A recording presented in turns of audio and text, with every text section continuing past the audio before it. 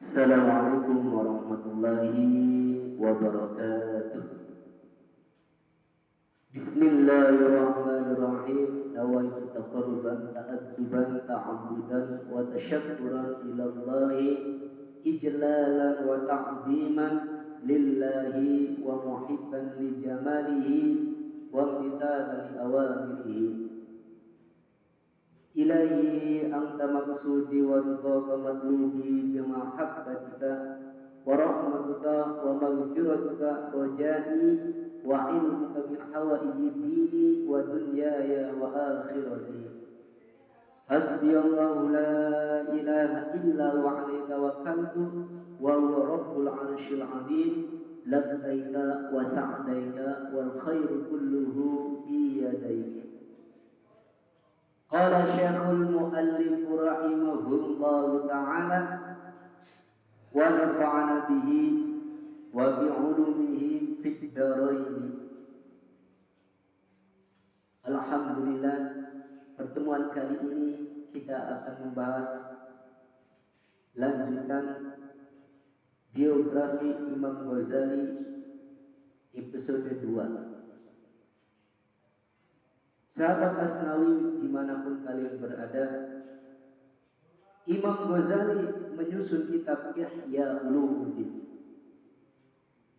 Para ahli tarikh sejarah mengungkapkan bahwa Imam Ghazali berkata-kata dengan kitab Ihya Ulumuddin setelah kembali ke Baghdad dari pengembaraan panjang ke tanah Syam, yakni setelah masa pengembaraan di mana nafsunya telah bosan menjauhi keduniaan dan berjuhud darinya serta memutus hubungan dengan dunia.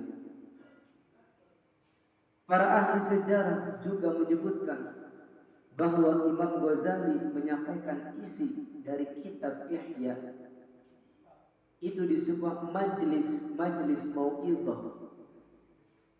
Ibnu Nazar menceritakan, sesungguhnya Imam Ghazali tidak memiliki guru dan tidak satu pun belajar ilmu hadis. Artinya, dalam masa menyusun kitab Ihya ini,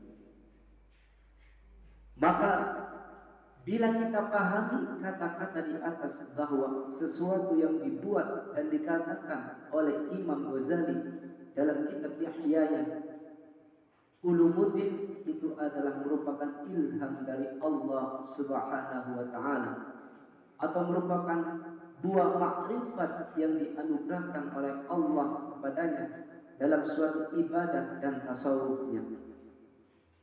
Memang tidak dapat kita pungkiri bahwa semua isi kitab Ihya Ulumuddin itu boleh dikatakan hasil wahyu atau ilham Allah kepadanya, yang merupakan buah dari usahanya selama ujlah dan ta'amul angan-angan yang dilakukannya selama di Damaskus, Syam, Baitul Maqdis, Palestina, dan tanah harum Mekah, Madinah selama puluhan tahun. Dan di masa pengembaraan itulah Imam Ghazali menyusun kitab Ihya Ulumuddin dan menyampaikan isinya. Sekembalinya dari pengembaraan di Baghdad dan Mutasil, terjadinya bila dalam kitab Ihya yang memuat beberapa nas Al-Quran maupun hadis yang dijadikan dalil oleh Imam Ghazali, diketahui tanpa seorang guru dan kitab, dan hadis-hadis tersebut dicantumkan besertaan dan riwayat yang dikenal perawinya dari para ahli hadis. Sebagian riwayat menceritakan bahwa setiap kali Imam Ghazali hendak mencantumkan hadis Nabi terlebih dahulu sholat 2 rakaat dan mencium hadis tersebut, bila harum baunya maka beliau cantumkan dalam Ihya, dan bila sebaliknya maka ditinggalkannya. Kitab Ihya banyak dipuji oleh ulama baik yang semasa dengan beliau atau ulama yang setelahnya, termasuk datang dari Imam An-Nawawi mengatakan kitab Ihya hampir mendekati Al-Quran dalam segi kegunaannya untuk pedoman hidup maupun hukum. Di antara ulama yang memuji yaitu satu Al-Imam Al-Faqih Abdul Fadli Al-Iraqi dengan katanya, kitab Ihya adalah sebaik-baik kitab dalam agama Islam yang menerangkan tentang ma'rifatul halal wal haram. Dua, Abdul Ghafir Al-Farisi mengatakan, kitab Ihya adalah kitab yang sangat masyhur yang belum ditemui sebelum bentuk susunannya.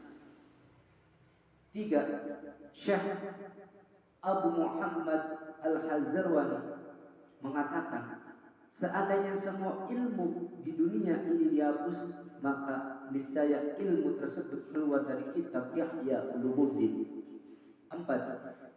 Sayyid Al-Jalil Tajul Arifin Asy-Syaikh Abdullah Idrus yang hampir hafal semua dalil nakli dalam kitab Ihya mengatakan, aku bertahun-tahun memutolaah kitab Ihya, setiap pasal dan setiap huruf darinya aku ulang-ulangi dan aku angan-angan, maka tampaklah bagiku dari kitab Ihya tersebut beberapa ilmu dari sirri yang amat besar dan pemahaman yang jarang ditemui sebelumnya dan belum seorang pun yang mendahulunya dan menyusunnya. Hal itu kutemukan setiap kali aku mengadakan penelitian, maka dengan itu beliau selalu mengajukan kepada manusia dengan kata-katanya dan tindakannya, dan juga mendorong kepada mereka untuk selalu mentolaah kitab Ihya dan mengamalkan isinya. 5. Al-Wajiz Al-Ajiz mengatakan, ketahuilah oleh kalian semua, memutolaah kitab Ihya dapat menghadirkan hati yang lupa dalam waktu sekejap saja, dan lain-lain pujian ulama yang tidak dapat kami tuturkan di sini. Sahabat Asnawi dimanapun kalian berada, karomat Imam Ghazali dengan kitab Ihya Ulumuddin. Pertama, satu, ketika Imam Qadhi ia berfatwa dan hendak membakar kitab Ihya Ulumuddin, spontan pada saat itu juga beliau wafat. 2. Syekh Sayyidi Muhyiddin Ibnu Al-Arabi mengatakan, Syekh Abu Abdillah Ibnu Zain adalah orang yang mulia di tanah Asy'ariyah. Beliau selalu membaca kitab karya Imam Ghazali. Pada suatu malam beliau mutolaah membaca kitab karangan Abdul Qasim bin Ahmad yang kontroversi, bertentangan dan bahkan menolak kata-kata Imam Ghazali. Lantaran itu Syekh Abu Abdillah buka matanya, dan seketika itu juga beliau sujud kepada Allah dan Ad-Doru bersumpah tidak akan membaca kitab tersebut selamanya dan akan membuangnya. Kemudian Allah mengembalikan penglihatan seperti sedia kala. 3. Syekh Ibnu Haruzim kebiasaannya suka mencaci Imam Ghazali dan tidak mau menggunakan fatwa-fatwanya sampai dia melarang membaca kitab Ihya Ulumuddin.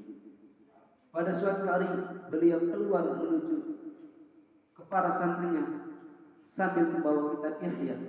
Beliau bertanya kepada mereka, tahukah kamu dengan kitab Ihya ini? Setelah itu beliau membuka kancing bajunya dan dengan kitab Ihya ini. Setelah itu beliau membuka kancing bajunya dan memperlihatkan bekas sabetan pecut di badannya sambil berkata, tadi malam aku bermimpi ditemui Imam Ghazali diajak sowan menghadap Nabi Muhammad SAW.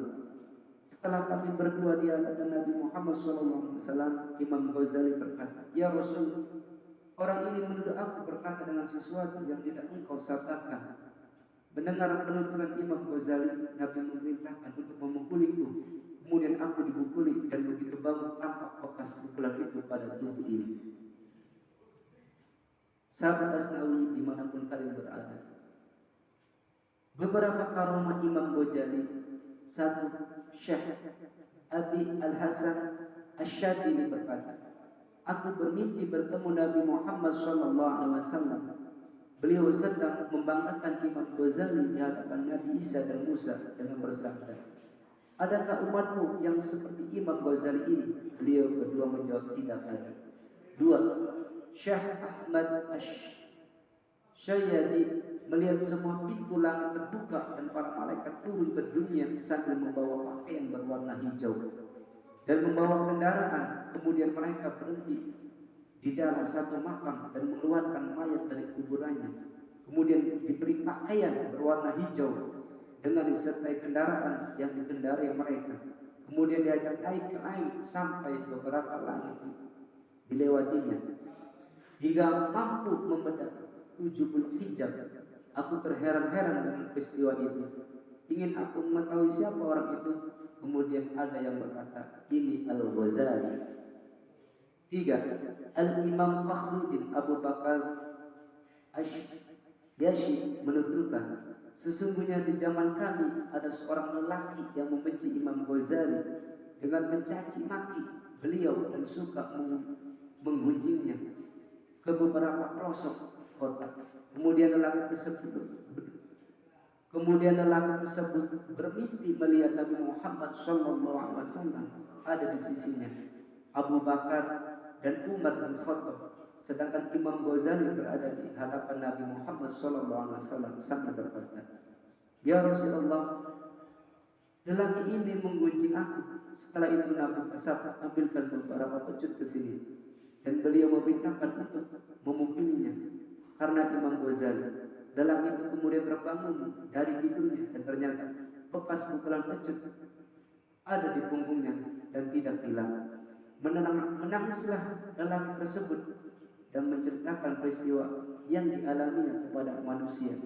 Peristiwa serupa juga dialami oleh Ibnu Burzuhil Al-Maghribi yang terjadi berkaitan dengan kitab Ihya karya Imam Ghazali. 4. Ibnu Subki berkata, setengah dari ulama fuqaha di suatu kota menceritakan ada seorang bercakap-cakap tentang Imam Ghazali di madrasah Asy-Syafi'iyah dan mencaci makinya. Hal itu membuat prihatin yang sangat mendalam bagi sebagian ulama fuqaha tersebut. Di suatu malam ia bermimpi melihat Al-Ghazali dan menuturkan apa yang dialaminya. Imam Ghazali lalu berkata, janganlah kamu membawa kesusahan yang sangat mendalam. Lihatlah esok hari dia akan mati. Ketika pagi telah datang seperti biasanya, Badli Fuqaha itu datang ke madrasah Syafi'iyah dan dia melihat orang yang mengolok-olok Al-Ghazali juga datang dalam keadaan sehat dan baik-baik saja. Sepulang dari madrasah dia jatuh dari atas kendaraannya sebelum sampai ke rumahnya. Lantaran itulah dia mati di akhir siang itu. 5. Seorang raja di tanah Maghrib bernama Ali bin Yusuf bin Tashyikin yang bergelar Amirul Mukminin. Beliau seorang raja yang adil kepada rakyatnya, bersih dari berbuat zalim, yang memiliki keutamaan, mengetahui dan mengakui madhabnya Imam Malik. Ketika kitab karangan Imam Ghazali masuk di tanah Maghrib yang direkayasa dengan isu kepada Raja Ali bin Yusuf bahwa karangan-karangan Al-Ghazali itu mengambil ilmu filsafat murni, padahal raja tersebut sangat benci dengan ilmu tersebut, maka diinstruksikanlah untuk membakar kitab Imam Ghazali dan menjatuhkan sanksi amat berat, yaitu hukuman mati kepada siapa saja yang mendapatkan, membawa atau menyimpan satu kitab di antara karangan Imam Ghazali. Kemudian setelah beberapa waktu tampaklah kemungkaran-kemungkaran di negaranya dan tampaklah aib tingkah lakunya. Sementara prajuritnya yang kuat membuat raja merasa tak mampu memimpinya. Akhirnya sang raja berdoa agar digantikan seorang raja yang mampu mengatur urusan kaum muslimin, dan akhirnya diganti oleh Abdul Mukmin bin Ali. Tetapi undang-undang yang dibuat oleh Ali bin Yusuf tentang larangan menggunakan atau memiliki kitab-kitab karangan Imam Ghazali tidak rusak, bahkan terus diberlakukan.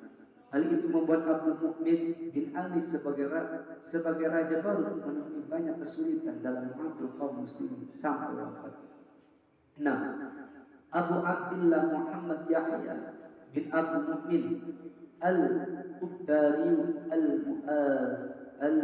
Al-Mu'adzinu berkata, aku melihat tanah Iskandariyah pada tanggal 11 bulan Muharram atau bulan Safar tahun 500 terhadap sesuatu yang dilihat oleh orang itu seolah-olah matahari terbit dari arah terbenamnya matahari.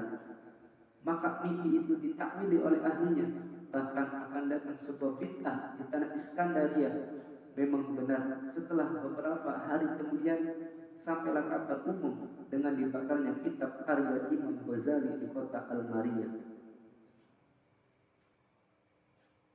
Sahabat Asnawi dimanapun kalian berada, para murid Imam Ghazali yang pernah nyampe kepadanya: 1. Al-Qadli Abu Nasir Ahmad bin Abdullah bin Abdurrahman Al-Hamqari, lahir tahun 466 Hijriah, belajar fikih kepada Imam Ghazali di kota At-Tusi dan belajar hadis kepada ulama lain.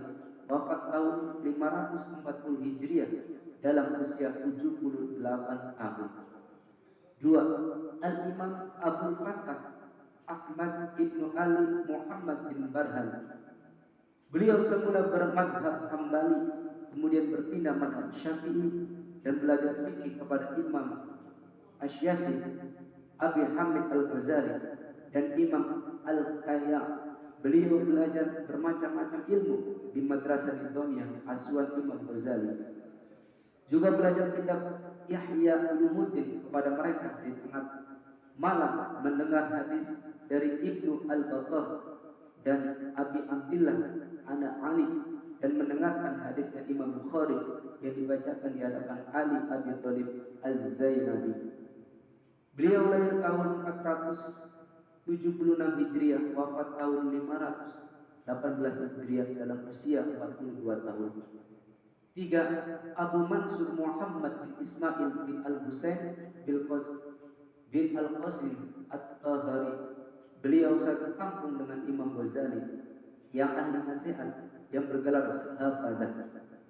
Lahir tahun 486 Hijriah, belajar fikih At-Tusi kepada Imam Ghazali, di Marwah kepada Abi Bakar Ashma'ani dan beberapa kitab Imam Baghawi, mendengar langsung dari pengarangnya, dan Abi Al-Fatayani Ad-Dashani Al-Hafidhi, wafat tahun 573 Hijriah dalam usia 87 tahun. 4. Asy-Syadid Abu Sa'id Muhammad bin As'ad bin Muhammad An-Nawqani, belajar fikih kepada Imam Ghazali, wafat tahun 554 Hijriah dalam sebuah peperangan Ali bin Musa Ar-Ridha dan peperangan yang disebut perang Nafar. 5. Abu Abdullah Muhammad bin Abdullah bin Aumarat Al-Masmudi yang dijuluki Al-Mahdi, juru bicara raja yang bernama Abdul Min bin Ali yang menjadi raja tanah Maghrib, masuk ke tanah Masyriq dan berguru kepada Imam Ghazali dan Imam Al-Kayya. 6. Abu Habib Muhammad bin Abdul Malik bin Muhammad Al-Zawqani Al-Isfirayini, belajar fikih kepada Imam Al-Ghazali di Baghdad, mendengar hadis dari Ibnu Abi Abdillah Al-Humaydi Al-Hafidi, pernah bertemu Ibnu Asamu'ini di Isfirayini. 7. Abu Abdullah Muhammad bin Ali bin Abdillah Al-Iraqi Al-Baghdadi, belajar fikih kepada Imam Ghazali, Al-Kayya dan Asy-Syafi'i, hidup sampai tahun 540 Hijriah. 8. Abu Sa'id Muhammad bin Ali Al-Jawani Al-Kurdi, belajar kitab Al-Jami' Al-Awami kepada Imam Ghazali, membacakan kitab Al-Maqamati Al-Hariyati kepada mu'allifnya. 9. Abu Sa'id Muhammad bin Yahya bin Mansur An-Naisaburi Al-Baghdadi, lahir tahun 476 Hijriah, wafat tahun 548 Hijriah dalam usia 72 tahun. Salah seorang murid Imam Ghazali yang sangat terkenal belajar fikih kepada Imam Ghazali dan mencari kitab Imam Ghazali yang bernama Al-Basit, belajar hadis dari Abi Hamid Abdul Musid dan Nasrullah Al-Khasnaini, wafat menjadi syuhada pada sebuah peperangan Al-Fanzi di bulan Ramadan. 10. Abu Thahir Ibrahim bin Al-Mutahhir Asy-Syaibani, beliau mula-mula berguru kepada Imam Haramain di Naisaburi, kemudian kepada Imam Ghazali pergi bersamanya ke Irak, Hijaz dan Syam. Kemudian beliau kembali ke kampung halamannya di Jurjani dan mengembangkan ilmunya dengan mengajar dan memberi petuah nasihat. Beliau wafat sebagai syuhada pada tahun 513 Hijriah. 11. Abu Thayyib Ahmad bin Muhammad bin Ibrahim Asy-Syalafi dan lain-lain. Sahabat Asnawi dimanapun kalian berada, kitab-kitab karangan Imam Ghazali. Al-Manawi berkata, Imam Nawawi menukil dari gurunya yang bernama At-Tabisi dalam kitab Bustah karya Imam Nawawi sendiri. Gurunya menukil dari sebagian ulama dengan katanya, aku menghitung kitab-kitab yang disusun Imam Ghazali dan aku membagi dengan umurnya, maka menghasilkan kesimpulan bahwa setiap hari ada 4 kitab yang dikarang olehnya, padahal usianya mencapai 55 tahun. Hal ini merupakan bagian dari nasyru zaman, waktu yang diperpanjang bagi para ulama termasuk beliau. Adalah merupakan karomah terbesar bagi siapa yang memilikinya. Karomah nasyru zaman ini dialami oleh banyak ulama seperti Ibnu Jarir At-Tabari, Ibnu Syahid, Ibnu Naqib, Imam As-Subki, An-Nawawi, Imam As-Suyuti dan lain-lain.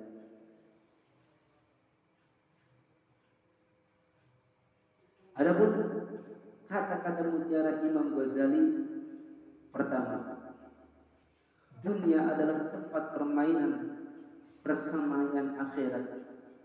Dunia itu adalah satu tempat di antara tempat petunjuk.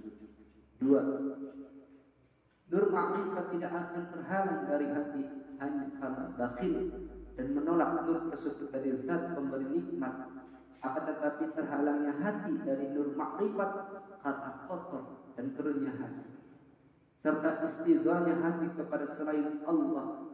Hati itu diibaratkan tempat air, yang mana bila tempat itu penuh dengan air, maka angin akan masuk ke dalamnya. Begitu juga hati yang terkonsentrasi kepada selain Allah, nur makrifat pun akan masuk ke dalamnya. 3. Barang siapa yang hilang penghalang antara hati dengannya, maka akan tampak keraton langit dan bumi di hatinya. Ia akan melihat surga yang lebarnya sama dengan 7 langit dan bumi. 4. Terangnya hati dan penglihatan hati dapat dihasilkan dengan zikir. Tidak akan mungkin melakukan zikir kecuali mereka yang bertakwa, karena takwa adalah pintunya zikir dan zikir adalah pintunya kasyaf. Sedangkan kasyaf, hilangnya hijab, adalah keuntungan yang amat besar. 5. Aneka macam ilmu yang paling mulia ialah mengetahui zat Allah, sifat-sifatnya dan perbuatannya, karena dengan ilmu tersebut dapat membentuk kesempurnaan jiwa manusia. Kesempurnaan jiwa manusia adalah merupakan keberuntungannya. Manusia dianggap baik bila dapat muraqabah di hadirat Allah Subhanahu wa ta'ala yang maha agung dan maha sempurna. 6. Bukanlah wirai untuk terletak di jidatnya sehingga mengerut dan tidak pula di pipi hingga pucat, tidak pula di punggung hingga membungkuk, dan tidak pula di tengkuknya hingga menunduk, tetapi wirai terletak di hati. 7. Manusia yang paling wirai, paling takwa dan paling alim ialah orang yang tidak dipandang oleh semua manusia dengan satu pandangan, akan tetapi sebagian melihatnya dengan pandangan ridho, sedang yang lain dengan pandangan kebencian, kemarahan. 8. Hakikat suatu zikir itu tidak akan menempat di dalam hati kecuali setelah meramaikannya dengan takwa dan kesuciannya dari sifat-sifat tercela. Apabila tidak demikian, maka zikir itu hanya sekedar kata hati. Ia tak akan mampu menguasai hatinya dan juga tak akan mampu menolak setan darinya. 9. perut dan farji adalah salah satu pintu dari beberapa pintu neraka. Sumbernya adalah makan kenyang, menghinakan diri, dan memecah syahwat tidak menurutinya. Adalah satu pintu dari beberapa pintu surga. Sumbernya adalah perut yang lapar. Barang siapa yang menutup satu pintu dari pintu neraka, berarti telah membuka satu pintu dari beberapa pintu surga. Karena keduanya selalu menjadi perbandingannya, mendekati satu di antaranya, berarti menjauhi dari yang lain. 10. Barang siapa yang mentradisikan dirinya berpikir tentang keagungan Allah, alam batinnya, langit dan bumi, maka hal itu terasa paling lezat dari sebuah nikmat yang ada. Kelezatan demikian itu secara abadi jauh lebih besar dibanding lezatnya orang yang melihat buah-buahan surga dan perkebunannya dengan penglihatan yang buruk. La ilaha illallah al-malikul haqqul mubin Muhammadur Rasulullah shadiqul wa'dil amin salamullah